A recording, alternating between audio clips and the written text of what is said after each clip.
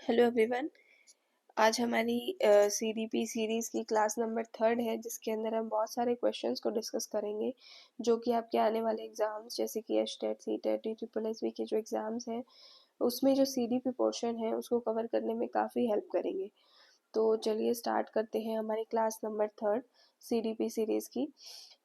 सबसे पहला जो क्वेश्चन है इसके अंदर, अधिगम का पुनरावृत्ति का सिद्धांत। अधिगम का पुनरावृत्ति का सिद्धांत किसने दिया था? पुनरावृत्ति का सिद्धांत जो दिया था कि हम बार बार जैसे कि जो हमने पॉवलोव की थ्योरी पढ़ी क्लासिकल कंडीशनिंग, उसमें अगर हम बार बार उस इवेंट को रिपीट कर रहे हैं तो वो जो बिहेवियर जैसा हम चाहते हैं मॉडिफाई हो जाए, उस तरीके का बिहेवियर पाने में हम सक्षम हो जाते हैं। तो पुनरावृत्ति यानी रिपीटेशन का जो प्रिंसिपल है उसकी बात की थी पावलोव ने। नेक्स्ट है हमारे पास, रॉबर्ट ग्लेसर के अनुसार शिक्षक को विज्ञान की उपयोगिता निम्न में से मतलब किसमें है? तो इसमें हम बात करें विज्ञान की उपयोगिता शिक्षक को किसमें ज़रूरत पड़ती है? किसमें? अनुदेशनात्मक उद्देश्यों में, जब हम ऑब्जेक्टिव्स बनाते हैं, बच्चे का बिहेवियर मॉडिफाई हो, साथ ही निष्पादन मूल्यांकन में, इवैल्यूएशन में भी हमें हेल्प पड़ती है, क्योंकि ये सब क्या है, साइंटिफिकली जो साइंटिफिकली बेस्ड है ये सभी चीज़ें। चाहे हम बिहेवियर मॉडिफिकेशन की बात करें या ऑब्जेक्टिव्स की बात करें, और साथ ही चाहे हम इवैल्यूएशन की बात करें, तो ये सभी में यूज़ होता है। तो इसमें ऑप्शन नंबर डी जो है वो सही हो जाएगा। नेक्स्ट क्वेश्चन है हमारा, शैशवावस्था की मुख्य विशेषता निम्न में से क्या नहीं है? शैशवावस्था यानी कि 0 से 2 वर्ष की अवस्था, जो कि हमने डेवलपमेंटल स्टेजेस में पढ़ा था। इसमें से क्या उसकी विशेषता नहीं है? सीखने की प्रक्रिया में तीव्रता, बिल्कुल बच्चा जो है बहुत जल्दी जल्दी जिज्ञासु होता है, वो बहुत जल्दी सीखने का प्रयास करता है। बच्चे जो है अनुकरण द्वारा सीखते हैं, बाय ऑब्जर्वेशन, बड़ों की नकल करके सीखते हैं। जिस तरीके का बिहेवियर बड़े कर रहे हैं वैसा उसको कॉपी करने का, नकल के द्वारा सीखने का प्रयास करते हैं। और चिंतन प्रक्रिया उनके अंदर कहीं ना कहीं नहीं होती। तो थिंकिंग प्रोसेस जो है, ऑप्शन नंबर सी यहाँ पर सही हो जाएगा। नेक्स्ट है, निम्न में से अभिवृत्ति परीक्षण की मनोवैज्ञानिक विधि कौन सी है? तो अभिवृत्ति परीक्षण यानी एटीट्यूड मेजरमेंट। तो इसमें हम एटीट्यूड जब एटीट्यूड मेजरमेंट कर रहे हैं तो उसमें योग निर्धारण विधि, स्केलोग्राम विधि भी है, युग्म तुलनात्मक विधि, ये सभी विधियां जो है अभिवृत्ति परीक्षण की मनोवैज्ञानिक विधियां हैं। ऑप्शन नंबर डी यहाँ पर सही हो जाएगा। नेक्स्ट है, निम्नलिखित में से किस मनोवैज्ञानिक के अनुसार विकास एक सतत और धीमी प्रक्रिया है? डेवलपमेंटल स्टेजेस और डेवलपमेंट की बात जब हमने की थी तो हमने डेफिनेशंस पढ़ी थी, उसमें किस मनोवैज्ञानिक के अनुसार विकास एक सतत और धीमी प्रक्रिया है? तो ये जो है स्किनर ने कहा था।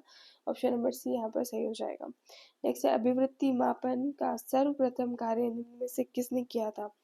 अभिवृत्ति मापन यानी कि एटीट्यूड मेजरमेंट का जो काम है वो सबसे पहले किया था रूसो ने। ऑप्शन नंबर डी जो है यहाँ पर सही हो जाएगा। नेक्स्ट है, प्रतिभाशाली बालकों की निम्न में से कौन सी समस्या है?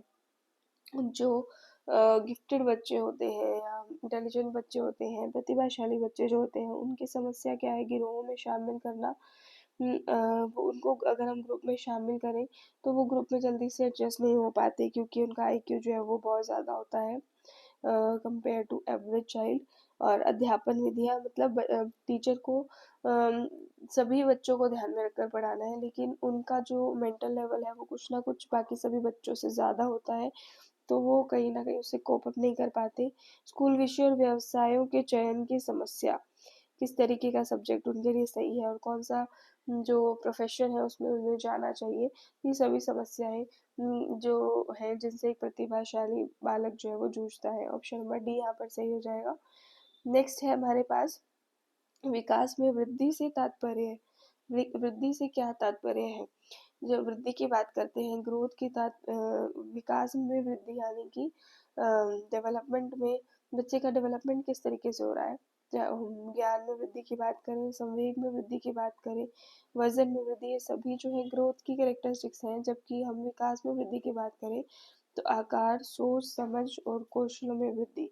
तो ऑप्शन नंबर डी यहाँ पर सही हो जाएगा। नेक्स्ट क्वेश्चन है, साधारण मंदित बना साधारण बुद्धिमत्ता वाले जो बच्चे हैं उनकी शिक्षा लब्धि IQ उनका कितना होता है? उनका जो IQ लेवल है वो मतलब जो 51 से 36 जो साधारण मंदित मना वाले बालक जो है उनका। परिपक्वता का संबंध किससे है? परिपक्वता यानी मैच्योरिटी का संबंध जो है वो विकास से है, डेवलपमेंट से है। तो बच्चे का डेवलपमेंट हुआ, बच्चा मैच्योर हो जाता है। ब्रेल लिपि में निम्न में से किस बालक को पढ़ाया जाना चाहिए? ब्रेल लिपि आप सभी को पता है, जो कि अंधे बालक है, ब्लाइंड चाइल्ड है, उनके लिए उन्हें जो है ब्रेल लिपि से पढ़ाया जाता है। एक बच्चे की मानसिक आयु यानी मेंटल एज जो है हमें दे रखी है, मेंटल एज जो हमें दे रखी है वो 12 वर्ष है, और उसकी क्रोनोलॉजिकल एज यानी कि उसकी जो तैथिक आयु है वो 10 वर्ष है। तो हमें बुद्धि लब्धि का जो सूत्र है वो पता है, IQ जो है वो क्या होता है, mental as upon chronological age into 100। तो यहाँ पर अगर हम करें 12/10 इंटू 100, तो यहाँ पर जो IQ है वो 120 जो है यहाँ पर IQ रहेगा। नेक्स्ट क्वेश्चन है हमारा, यह वह शक्ति है जिसके द्वारा व्यक्ति अपने संबंध में जानता है कि वह क्या है और दूसरे व्यक्ति उसके बारे में क्या सोचते हैं। तो ये कहीं ना कहीं हम कहें एक तरीके की सेल्फ रियलाइजेशन है, आत्मचेतना है। ऑप्शन नंबर डी जो है यहाँ पर सही हो जाएगा, आत्मचेतना। शरीर के आकार में वृद्धि क्यों होती है? शारीरिक और गत्यात्मक विकास है, या संवेगात्मक इमोशनल डेवलपमेंट है, कॉग्निटिव डेवलपमेंट है, या फिर नैतिक विकास मॉरल डेवलपमेंट। तो अगर हम कहें शरीर के आकार में वृद्धि होना, तो ये कहीं ना कहीं शारीरिक विकास या शारीरिक और गत्यात्मक विकास हो जाएगा। Option number A. नेक्स्ट है, मानसिक विकास को प्रभावित करने वाले कारक निम्न में से कौन से हैं जो बच्चे के मेंटल डेवलपमेंट को प्रभावित करते हैं? हेरिडिटी बिल्कुल इफेक्ट करती है कि बच्चा हेरिडिटिकली उसका जो फैमिली चार्ट चला रहा है, तो उनमें किस तरीके के जो लोग हैं बहुत इंटेलिजेंट है या कम इंटेलिजेंट, एवरेज है, तो हेरिडिटी का भी प्रभाव पड़ता है। साथ ही साथ परिवार का वातावरण कैसा है और परिवार की सामाजिक स्थिति कैसी है, वो सभी बच्चे के मानसिक प्रभाव पर मानसिक विकास पर प्रभाव डालते हैं। तो ऑप्शन नंबर यहाँ पर हम बात करें मानसिक विकास के स्पेशली, तो मानसिक विकास जो है वो हेरिडिटी और डेवलपमेंट हेरिडिटी और एनवायरनमेंट जो है, उसमें हेरिडिटी जो है मानसिक विकास में बहुत इंपॉर्टेंट रोल प्ले करती है। तो जो मेन इफेक्ट है वो ऑप्शन नंबर ए, वंशानुक्रम का इफेक्ट जो है वो ज़्यादा हो जाएगा। ऑप्शन नंबर ए सही है। बाल मनोविज्ञान के आधार पर निम्न में से कौन सा कथन सर्वोत्तम है? कि सारे बच्चे एक जैसे होते हैं या प्रत्येक बच्चा विशिष्ट होता है, कुछ बच्चे विशिष्ट होते हैं या कुछ बच्चे एक जैसे होते हैं। तो हर एक बच्चा जो है वो विशिष्ट है, हर एक बच्चे के अंदर कुछ ना कुछ स्पेशल एबिलिटी है, कुछ टैलेंट है, तो अपने आप में बच्चा जो है वो विशिष्ट होता है।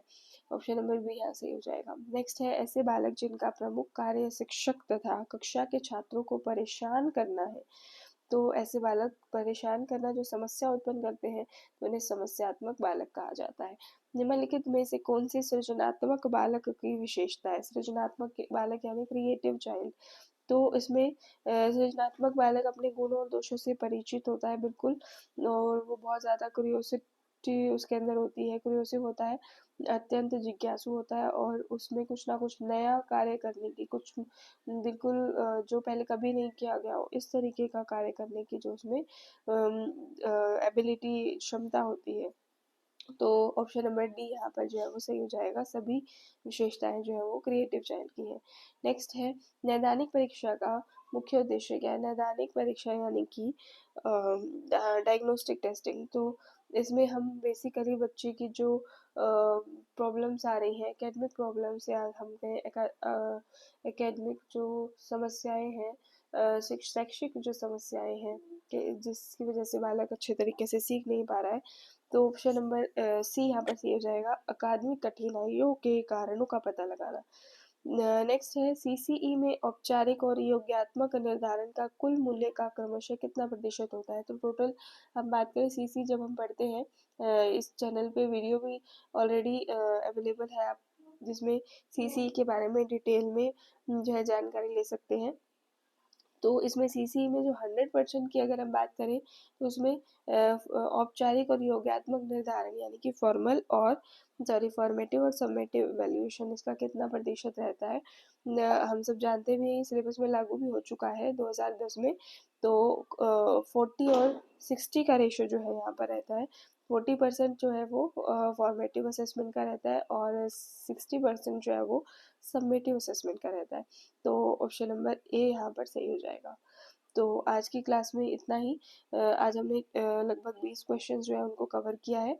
तो आगे आने वाली क्लासेस में हम और भी बहुत सारे क्वेश्चंस को कवर करेंगे।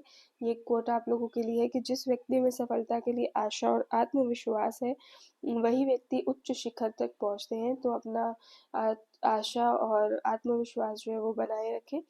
साथ ही बहुत सारे क्वेश्चंस को सॉल्व करते रहें। आगे आने वाली वीडियोस में और भी बहुत सारे क्वेश्चंस को हम डिस्कस करेंगे। So thank you so much, मिलते हैं नेक्स्ट वीडियो में।